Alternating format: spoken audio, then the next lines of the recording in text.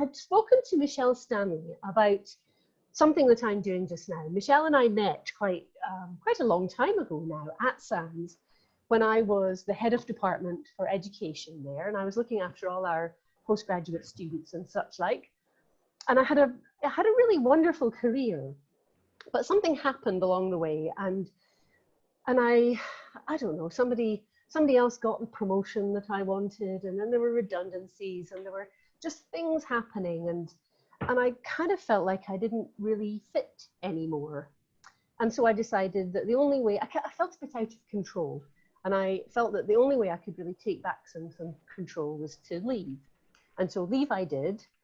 And then I had aspirations to try and start a cosmetics company making face cream using algae. And so I kept in touch with Michelle, and then that never really worked out either. And anyway, long story short, I ended up buying a bed and breakfast. So I completely left academia, but then I got another job as the dean of a graduate school. So I'm now a virtual dean of a graduate school. So I have a little sort of tiny finger still in academia.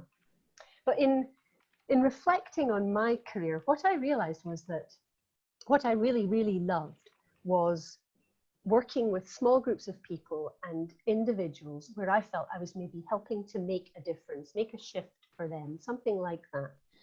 And then through that sort of process of realization, I came to coaching. And I realized that actually, if I had had a coach in some of those difficult times, and particularly at that time when I made that decision to leave academia, I might have made some very different decisions. I kind of got into a bit of a victim mentality, that things were being done to me and I had no control. And the truth was, actually, I did have a lot of control. I had a lot of agency that I just couldn't see anymore. And so coming to coaching, I just feel so beautifully passionate about it. It's all about relationships. It's about developing a relationship with a coach who can help somebody to work towards a goal, or to overcome a difficulty or something like that. And to really maybe in the end make a transformation in your life. And for some people it can be really quite profound. And I at the moment I'm working with some postgraduate students. I've also got some people who are in business, not science businesses, but and as I grow my practice, I find myself really drawn to working with women. And of course, I have a long history. It was about 25 years I was in academia and marine science and technology.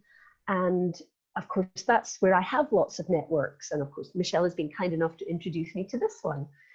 And what I'm really interested in is as I go forward, I want to create a business that really does provide service. And I'm in training at the moment, but they say that the way to learn to coach is to coach. But what I'm interested in actually is some help from the bio ladies, because I would love to hear what you think the challenges are these days. What are women struggling with in the workplace, in academia, in science-related businesses, industries, or anything in the sewing industry? I'd love to hear what people think there. Do you feel it's an equitable playing field now, or do you feel that there are things that have challenged you, and how have you tried to overcome those things?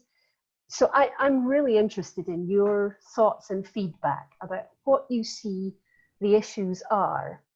And if you're willing to share some of that with me, that might help direct me to not make assumptions, but to actually develop a business that really does address need.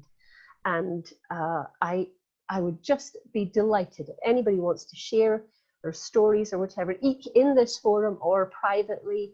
I'll make sure that Iris has, my